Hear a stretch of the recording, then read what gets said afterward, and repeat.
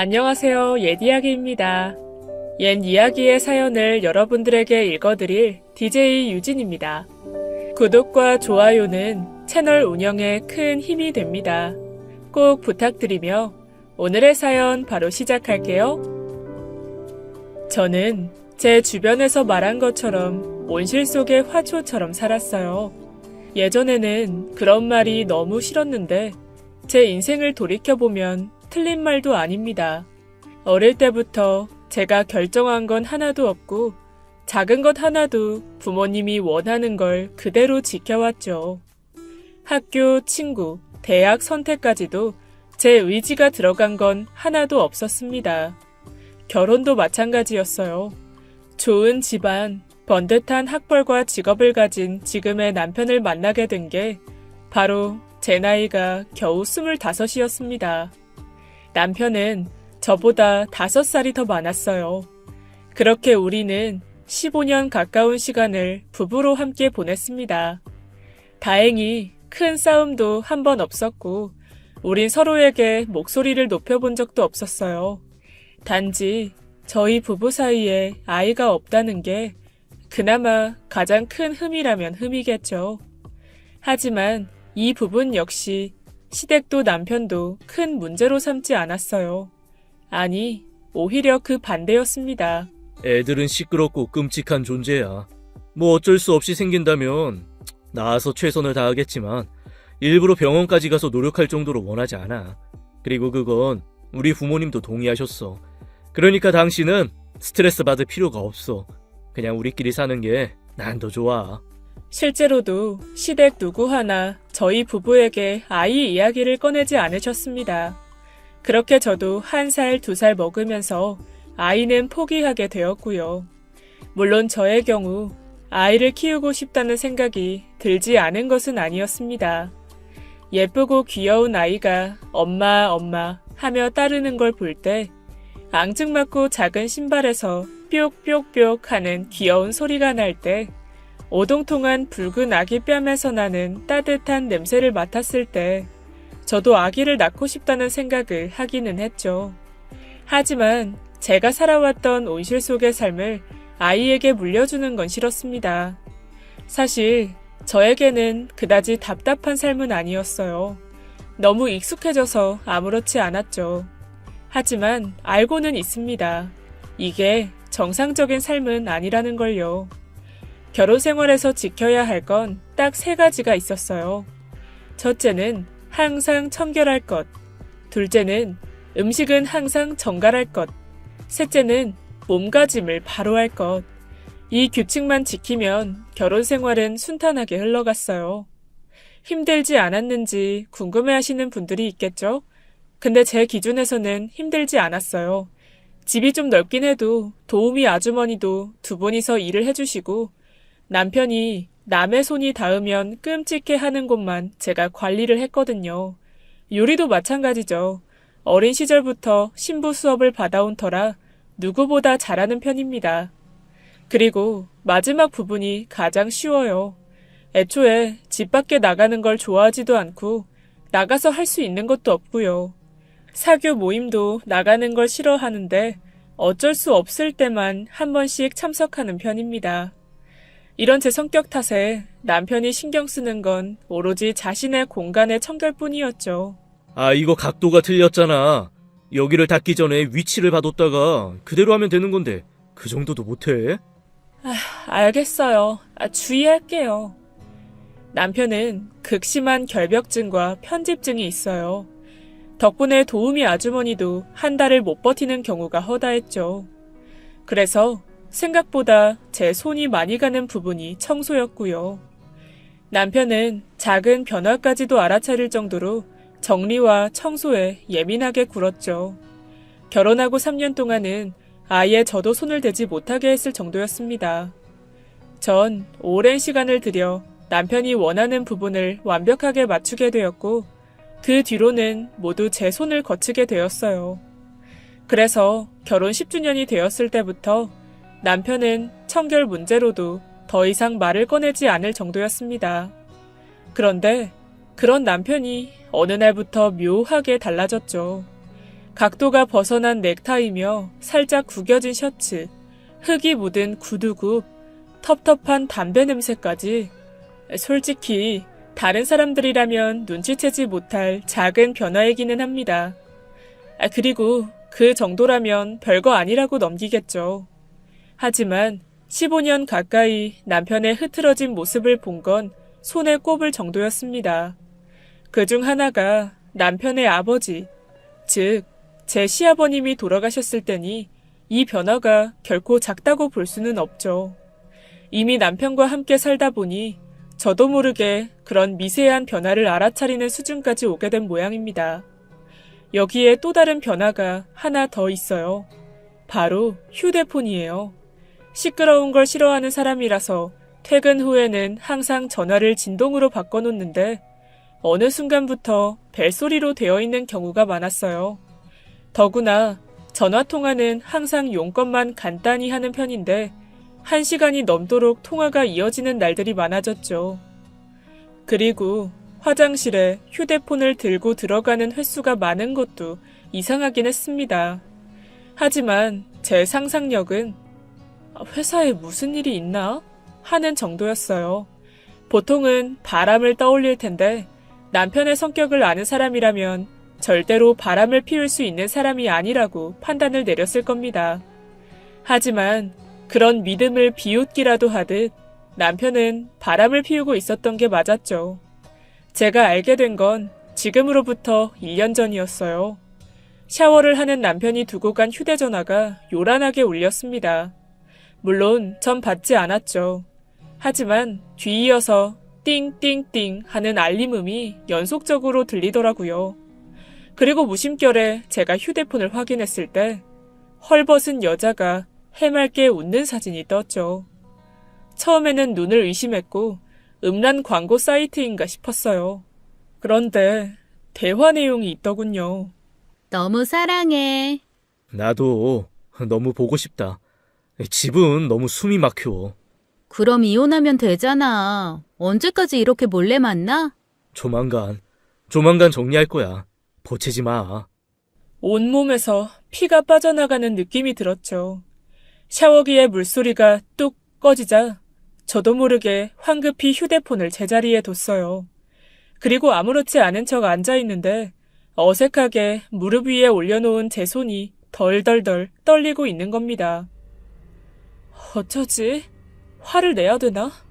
아니면 이게 뭐냐고 따져야 되나? 하면서 머릿속은 빠르게 돌아가는데 어떤 결과도 나오지 않은 채 맴맴 돌기만 했죠. 살면서 많은 교육을 받았지만 남편이 바람났을 때 어떻게 해야 하는지에 대해서는 전혀 몰랐어요. TV 프로그램을 보면서 소리를 지르고 싸우는 부부들을 봐왔지만 솔직히 저는 따라할 엄두도 나지 않았습니다. 친구들이 있다면 물어보기라도 할 텐데 아니면 부모님에게 말을 해야 하나 싶기도 했죠. 그렇게 한참을 생각하는데 샤워를 끝내고 나온 남편이 휴대폰을 확인하더니 씩 하고 웃는 모습을 정확하게 봤습니다. 가슴이 쿵 하고 아래로 곤두박질 쳤어요. 토할 것 같았죠. 그리고 남편이 처음으로 더럽게 느껴졌습니다. 이혼? 머릿속에 그 단어가 둥둥 떠다녔어요. 하지만 저 스스로도 알고 있었습니다. 저는 이혼을 하지 못할 거라는 걸요. 제 부모님은 늘 남편에게도 시댁 식구들에게도 미안한 마음을 가지며 살라고 하셨습니다. 그러니까 제가 이혼을 입에 올린다고 해도 아이를 낳아주지 못했으니 남편을 이해하라고 그렇게 말씀하시겠죠. 물론 상상이죠. 하지만 이제까지 부모님을 겪어온 저에게는 확신이 있었어요. 그리고 상상했던 그 발언을 진짜로 듣고 싶지도 않았죠.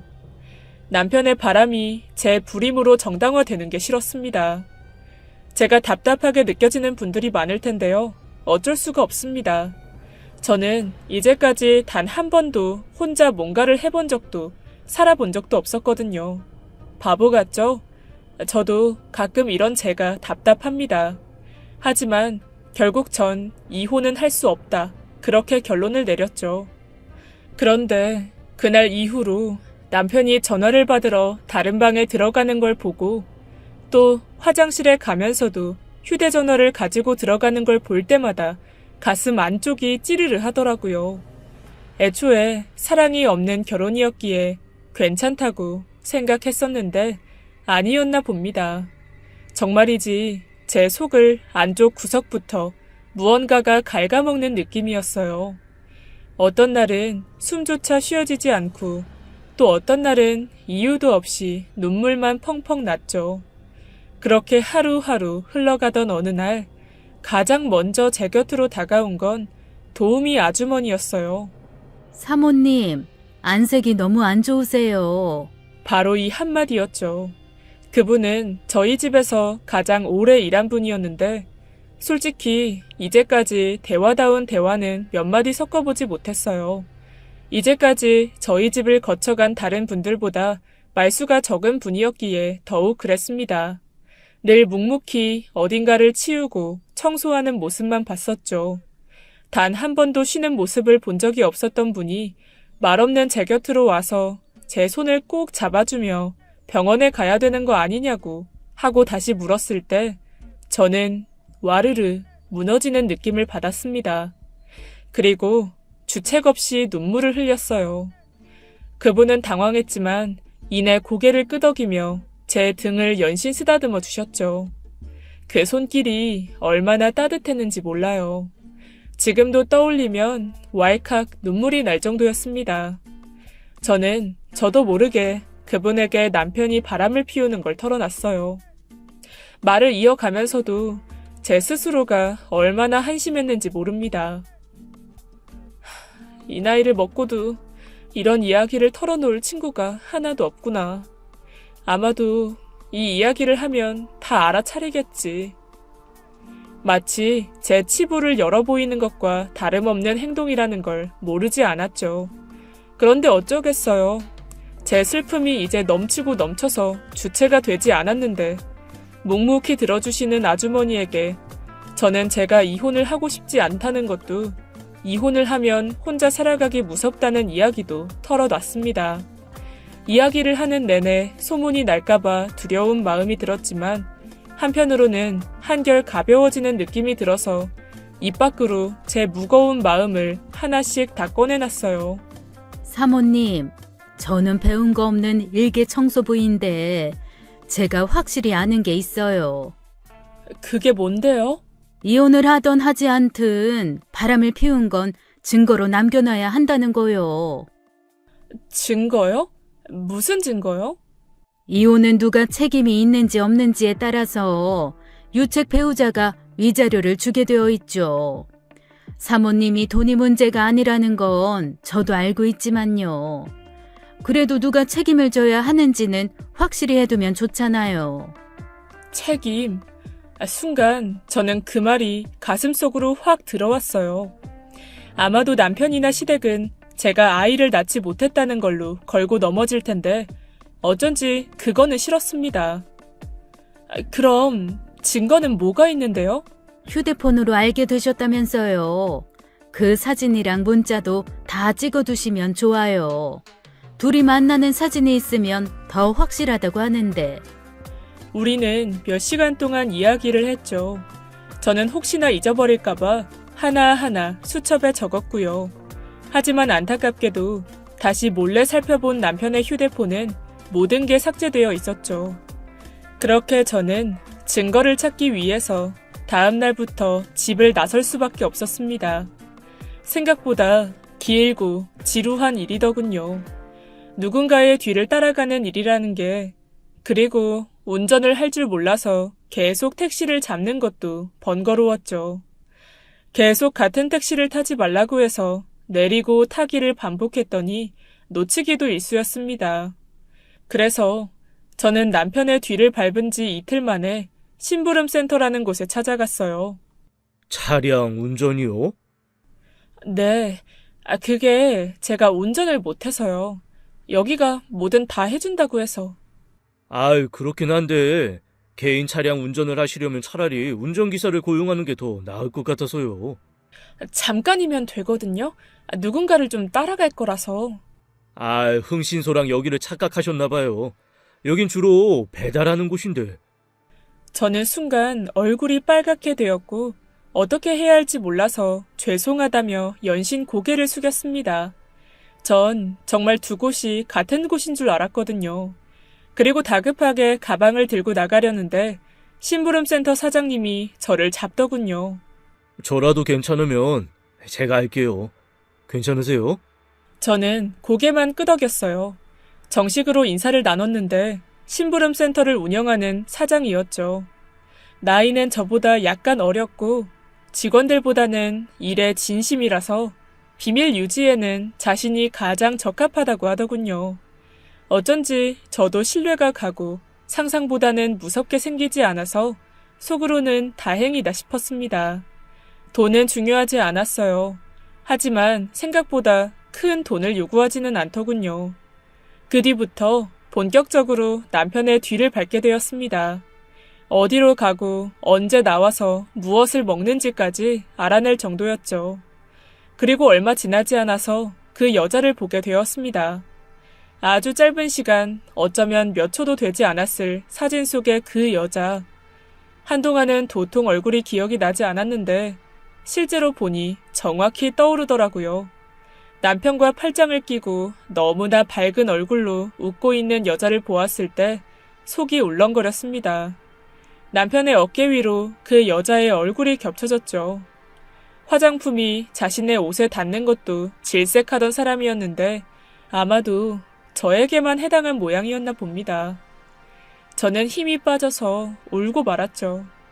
그 옆에서 안절부절 못하던 심부름센터 사장님이 대신 사진을 찍었고요.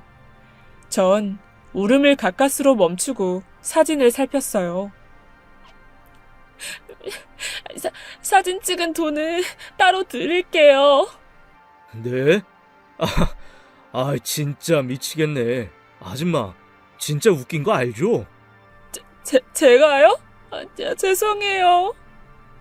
전 그러고 다시 통곡했습니다. 사장님은 제발 좀 그만 울라고 이래서 미행하겠냐고 차라리 욕을 하면서 쫓아다니라고 하더군요. 다행인 건 앞에 몇 번은 눈물이 났는데 그 뒤로는 괜찮아졌다는 겁니다. 호텔에 뒤쫓아 갔을 때는 변장이라도 잘 해냈죠. 물론 그건 제 생각이고 심부름센터 사장님은 누가 봐도 수상하게 차려입었다고 빈정거렸습니다. 그래도 그날은 상간녀와 남편이 호텔 라운지 바에서 키스하는 사진까지 찍을 수 있었죠. 전 그 장면을 보면서 제 치마 끝단을 꽉 움켜잡고 울음을 삼켰습니다. 아줌마, 괜찮아요? 괜찮아요. 이제. 진심이었어요. 마음은 아팠지만 그건 남편과는 다른 문제였죠. 그저 이제까지 살아온 결혼 생활이 아깝다는 생각이 반, 내가 해온 모든 일들이 부질없었구나 하는 생각이 반씩 담긴 작은 분노에 불과했습니다. 문득 그 여자도 궁금해졌어요. 대체 저 여자는 어떤 사람인데 남편이 모든 게 좋다고 하는 거지? 젊고 예뻐서? 아니야. 남편은 그런 사람이 아니야.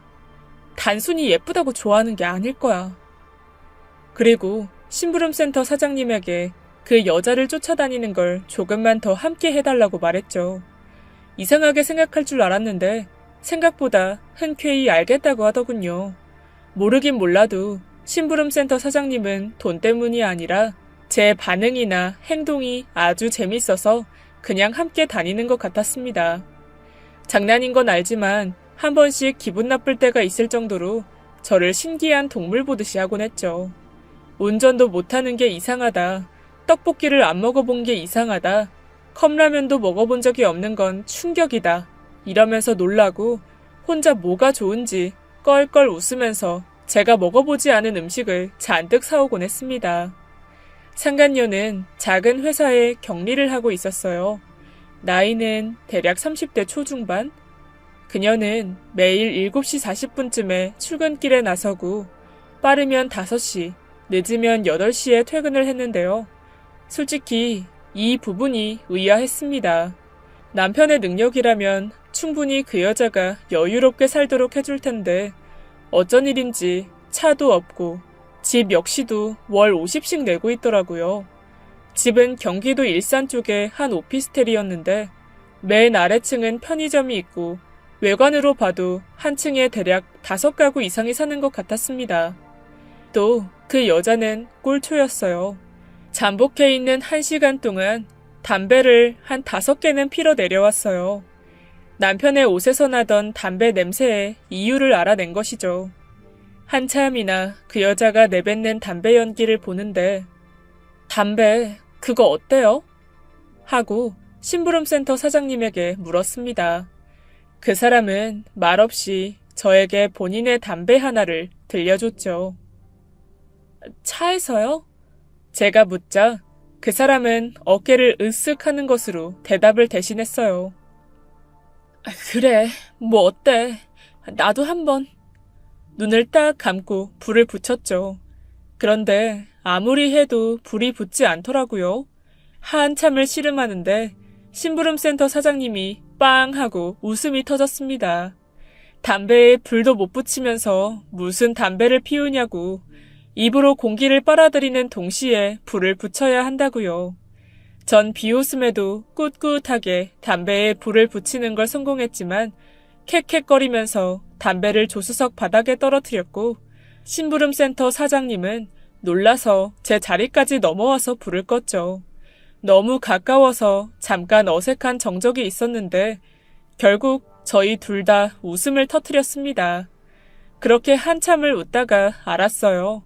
이렇게 웃어본 게 오래되었다는 건 말이죠. 문득 이제 이 짓을 그만둬야겠다는 생각이 들었습니다.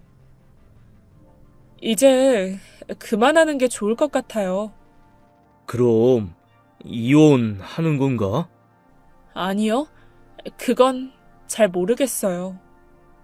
잠깐 분위기가 무섭게 가라앉았지만 이내 참참, 그럼 우리 축배라도 들까요? 아이, 좀만 기다려요, 아줌마. 하며 차량 밖으로 나가더라고요. 지인한 썬팅 차량 뒤로 사라지는 모습을 보고 있는데 거의 동시에 담배를 피던 그 여자가 어디론가 급하게 가는 겁니다. 무슨 일이 터졌는지 급하게 가다가 넘어지기까지 하는 걸 보고 전 저도 모르게 차에서 내려 뒤를 쫓았어요. 골목 안쪽으로 들어가는 모습을 보고 저도 생각 없이 따라 들어갔는데 차량 한 대가 너무 빠르게 골목길에서 빠져나오는 겁니다. 죽을 뻔했네. 아니 무슨 골목길에서 저렇게 빨리 달린다? 하고 생각했죠. 그런데 시선을 돌리고 보니 그 골목길에 여자가 누워있는 거예요. 남편의 상간녀, 바로 그 여자가요. 아, 뺑소니구나 라는 생각이 들어서 심장이 벌떡벌떡 뛰었습니다. 뒤늦게 이성을 찾고 방금 빠져나간 차량의 번호를 기억해내서 빠르게 가지고 있던 수첩에 적었죠. 그리고 119를 불렀습니다. 전 구급대원의 지시에 따라 여자의 상태를 살폈는데 외관상으로는 크게 다친 곳은 없는 듯 했어요. 하지만 뇌출혈이 있을 수도 있기 때문에 구급대원은 사고 현장에서 함부로 이동시키지 말라고 하셨죠. 그래서 골목으로 들어오려는 차량을 온몸으로 막으면서 현장을 지켰습니다. 당황스럽죠. 저도 일이 이렇게 될 줄은 몰랐고 솔직히 그 당시의 상황이 너무 어이가 없었어요. 그래도 사람이라면 누구나 그렇게 했을 겁니다. 얼마의 시간이 흘렀을까요? 그 여자가 눈을 떠서 저를 보더군요. 저는 당황해서 얼른 얼굴을 가렸죠. 그런데 그 여자가 제 손을 꽉 잡고 놔주지 않는 겁니다. 얼마든지 뿌리칠 수는 있었는데 전 그러지 못했고 구급대원이 그 여자를 데려가기 전까지 손을 잡아줬죠. 뒤에 이어 순찰차도 오더군요. 전 상황을 설명했습니다. 그리고 제가 적어둔 번호를 수첩에서 찢어서 건네드렸죠. 함께 경찰서로 가시길 원했지만 저는 완강히 거부했습니다. 그렇게 다시 돌아온 차 안에서는 무알콜 맥주와 오징어를 사들고 온 심부름센터 사장님이 뚱한 표정으로 있었죠. 정신이 들었을 때 일어났던 일을 이야기했는데 아니나 다를까 저를 바보라고 놀리더군요. 그 일이 있은 후 얼마간은 아무 일도 없는 것처럼 흘러갔어요. 한 가지 달라진 게 있다면 제 마음이었습니다. 커다랗고 차가운 집에 있는 게 갑갑하다는 생각이 난생 처음으로 들었거든요. 참 이상한 일이죠. 빈정거리는 게 듣기 싫었던 심부름센터 사장님도 잘 지내시는지 궁금했고, 입금은 했는데 연락이 없어서 어쩐지 서운하기까지 했습니다. 그래서 도우미 아주머니와 함께 시장도 가고 저 혼자서 쇼핑도 하러 나갔어요. 그때는 뭐든 하지 않으면 우울한 생각이 저를 완전히 삼킬 것만 같았습니다. 외출하는 게 나쁘지는 않았어요. 그런데 하필이면 그 장소가 문제였죠. 제가 가본 곳이라고는 며칠 동안 남편과 상간녀 뒤를 쫓은 곳이 전부였잖아요. 그게 습관이 된 건지 제가 정말 누구 말처럼 바보라 그런 건지 그곳으로 갔죠. 저기요. 맞죠? 그때 그분. 저 구해주고 손잡아줬던 그분. 전 정말 놀라서 심장이 입 밖으로 튀어나올 것 같았습니다. 아니라고 짧게 말하고 돌아섰는데 저를 잡고 놔주지를 않았어요. 저를 생명의 은인이라고 생각했다는 둥 전화번호라도 알아내려고 했는데 경찰에서 알려주지 않아서 찾아다녔다는 둥, 그 중에서도 무엇보다 저와 친하게 지내고 싶다는 말이 가장 충격이었습니다. 머리가 하얗게 질리는 기분이었죠. 저는 최대한 얼굴을 마주치지 않으려고 했는데 결국 그 여자와 마주서게 되었습니다. 가지런한 치아, 어깨까지 부드럽게 웨이브진 길고 풍성한 머리카락, 옅은 화장, 옆으로 길게 뻗은 커다란 눈, 배꼽이 살짝 보이는 상의에 찢어진 청바지를 입고 있었죠. 예쁘더군요. 어느 한 부분을 꼬집을 수도 없을 정도로 매력적인 여자였습니다. 때문에 제가 입은 명품 옷이 초라하게 느껴졌어요.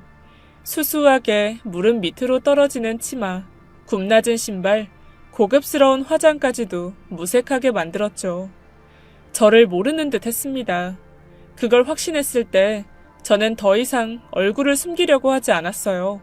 물론 이름도 나이도 모두 다르게 말했습니다. 50이요? 저랑 비슷할 줄 알았는데 그래도 언니라고 불러도 되죠? 아니요. 그냥 아줌마라고 불러요. 아줌마는 무슨, 저도 30 넘었어요. 그냥 우리 언니 동생 하면 안 될까요? 저 정말로 언니랑 친하게 지내고 싶어요. 제 생명의 은인인데 진짜 뭐 다른 이유는 없어요. 처음 봤을 때부터 생각했거든요. 이 사람 정말 편하다. 손이 정말 따뜻하다. 그게...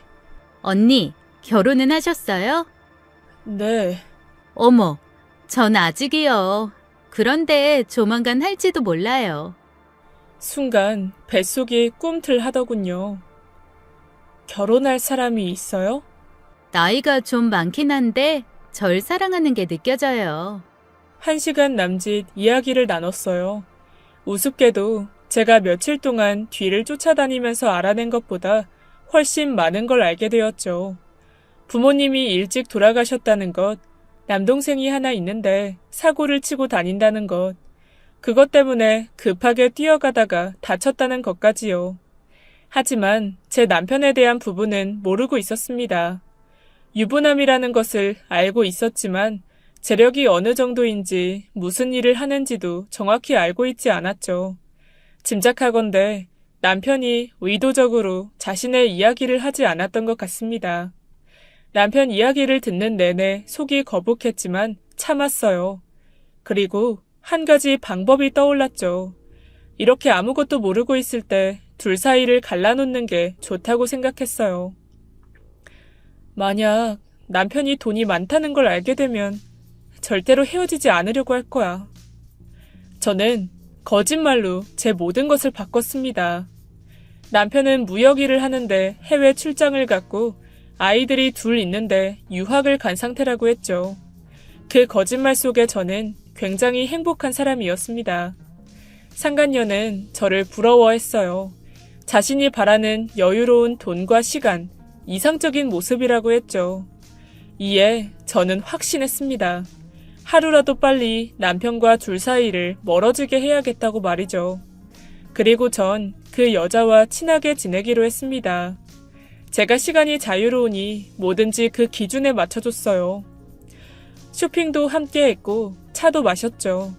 원하는 게 있는 것 같으면 선물해줬습니다. 빵도 만들어 주었어요. 제가 요리 중에 가장 자신 있는 게 바로 빵이었거든요. 그 사람은 매일 제가 먼저 연락해야 하고 속상해 죽겠어요.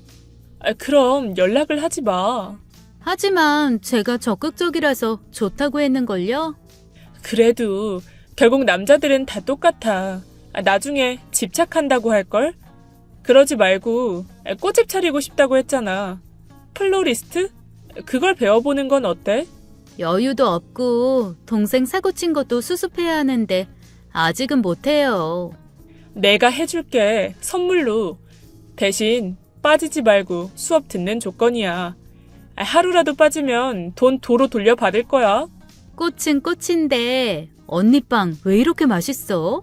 언니야말로 빵집 해야 되겠다. 저와 있는 시간이 길어지자 집에서 남편의 행동도 이전처럼 돌아왔죠. 상간녀도 제 말을 잘 따르더군요. 연락하는 횟수가 줄어들었습니다. 남편도 어느 날부터는 휴대전화를 두고 화장실을 갔죠. 그 사이에 오는 연락은 모두 제가 지워버렸고요. 차단도 걸어놨죠. 이런 짓을 하고 있으면 제 스스로가 너무 나쁘다는 생각도 들었지만 전 제 가정을 지키고 싶었어요. 그래서 저는 더 상간녀와 오랜 시간을 보냈어요. 양심의 가책인지 미움인지 이상한 감정들이 제 속에서 부글거렸지만 제가 할 수 있는 최선이었으니까 말입니다. 문제는 생각보다 즐거웠다는 거죠. 세상은 생각보다 할 게 많더라고요. 사주 카페라는 곳도 가봤고 타로점을 보는 곳도 가봤죠. 그리고 고양이 카페라고 가보셨나요? 남편이 동물털을 싫어해서 제가 좋아하는데도 키우지 못했는데 차를 마시고 있으면 고양이들이 우글우글 몰려오는 곳이랍니다. 그리고 더 이상 백화점 쇼핑은 싫다며 상간녀가 저를 데려간 곳은 동묘시장이었는데요. 그곳에서 제 옷을 직접 골라주고 사주기까지 했죠. 먼지가 풀풀 날리는 옷이 가판에 널려 있었는데 이 사람 저 사람 손을 타서 남편이 질색하는 상상을 했죠. 근데 그게 또 묘하게 복수하는 느낌이 들었습니다. 거기다 저와 절대로 어울리지 않을 거라고 생각했는데 의외로 일반 티셔츠에 청바지가 얼마나 편했는지 몰라요. 우린 정말로 점점 가까워졌습니다. 정신 차리고 보면 내가 지금 뭘 하고 있는 거지? 하는 생각이 들 정도였죠. 왼쪽 어깨 뒤에 작은 문신도 생겼습니다. 그것으로 멈추지 않았어요. 전 스케이트보드도 배웠죠. 여기에 또 하나. 그녀는 저에게 운전도 가르쳐줬어요. 운동장에서 먼지를 휘날리며 뱅글뱅글 돌기만 하는 저를 보며 까르륵 하고 웃음을 흘리는데 문득 가슴에 통증이 느껴졌습니다. 그건 바로 미안함이었죠. 그래, 이제 그만해야 하는구나 싶었습니다. 그리고 그날 이후 저는 그녀의 연락을 서서히 받지 않았죠. 남편이 돌아왔다고 하는 핑계로 말입니다. 그런데 줄 게 있다고 만나자고 애원하는 걸 뿌리치지 못하고 나간 그날 사건이 터졌죠. 당신 이게 뭐 하는 짓이야? 남편이 쫓아왔더군요. 그래요. 저도 느끼는 변화를 남편이 눈치채지 못했을 리가 없죠. 제 옷, 제 행동, 제가 가정에 소홀해진 부분 모두를 알아차렸을 겁니다. 그리고 제 뒤를 밟은 거죠. 예전의 저처럼 말입니다. 그런데 저는 놀라지 않았어요. 눈물만 흘리던 예전의 제가 아니었죠. 오히려 침착해지더군요. 전 제 손목을 잡고 있는 남편의 손을 뿌리쳤습니다. 언니, 이게 무슨 일이야? 당신이라니. 내 남편이야, 이 사람. 아니, 이게 무슨... 그녀의 입술이 파르르 떨리는 게 보였어요. 따라 나와. 명령하지 마세요. 남편은 놀랐는지 손을 놓더군요. 이혼해요. 어차피 이렇게 된 거. 당신 미쳤어? 날 몰라? 내가 어디서 굴러먹다가 온지도 모르는 여자를 계속 만날 거라고 생각해? 이혼 절대로 못해. 아니, 안 해. 충격에 빠진 상간녀의 얼굴이 마지막 기억입니다. 저는 정신을 차리고 보니 집에 와 있었죠. 그렇게 일주일이 흘렀을 때쯤 모든 게 제자리로 돌아가는 느낌이 들었습니다. 남편은 저에게 잘했고 저도 기계처럼 이전에 하던 일을 해냈죠. 하지만 제가 빈껍데기가 된 것 같은 기분은 여전했어요. 이따금 상간녀와 함께 놀던 일을 떠올리면서 피식 웃음이 새어나오기도 했죠. 공허했습니다. 그래요. 솔직하게 말해서 그녀가 그리웠어요. 그리고 남편의 휴대폰이 다시 울린 그날 비밀번호로 단단히 잠겨있다는 사실을 알았죠. 이렇게까지 했는데도 전 화가 나서 늦은 밤인데도 가방을 챙겨 나왔어요. 그리고 상간녀의 집으로 바로 향했죠. 이상하게도 문이 열려있더군요. 방 안에 들어가 보니 이불 위에 곱게 차려입은 그녀가 누워있었죠. 아무리 흔들어도 일어나지 않아서 불길한 예감이 들었습니다. 화장대 쪽을 살펴보니 빈 약통이 하나 있더군요. 수면제였죠.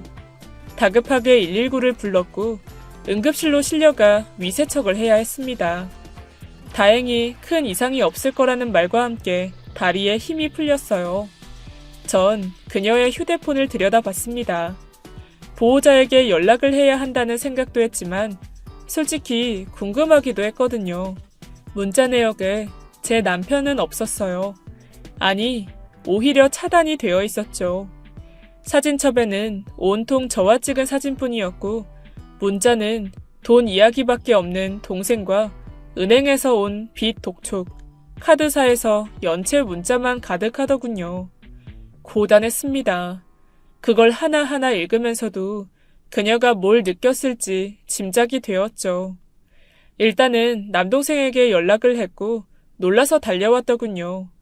그렇게 사고를 치더니 자신의 누나가 몹쓸 짓을 했다는 말에 놀라기는 했는지 엉엉 우는 모습이 꼭 어린아이 같았습니다.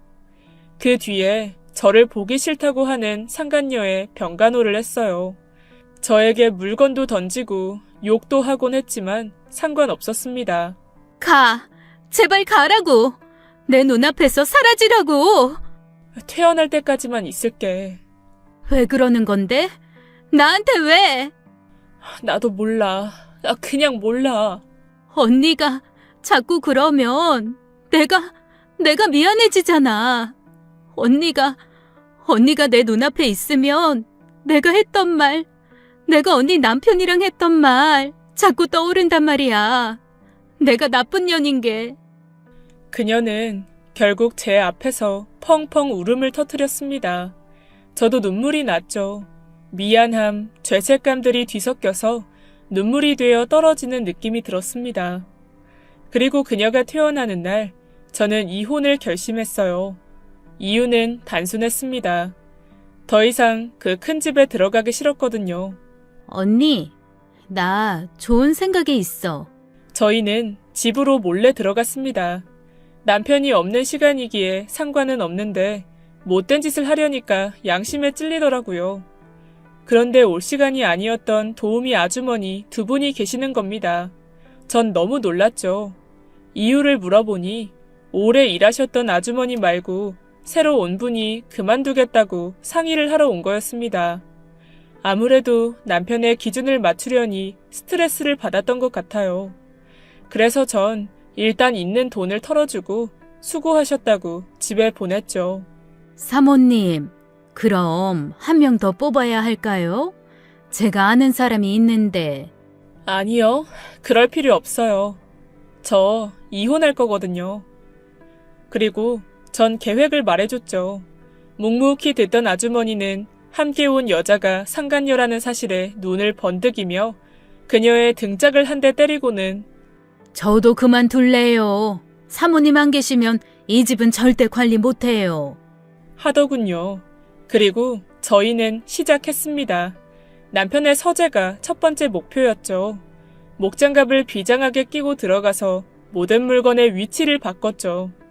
하지만 상간녀는 고개를 저으며 골프채를 집어오더군요. 그리고 정말 박살을 내버렸습니다. 그간 쌓인 게 많았는지 도우미 아주머니도 제대로 하시더군요. 칫솔을 변기에다 박아놓고는 음식물 쓰레기를 들고 와 서재에 골고루 뿌렸죠. 다른 곳도 손을 볼까 했는데 괜히 일하시는 아주머니들을 부를까봐 남편이 자신의 손이 아니면 절대로 맡기지 않는 그런 공간만 하기로 했습니다.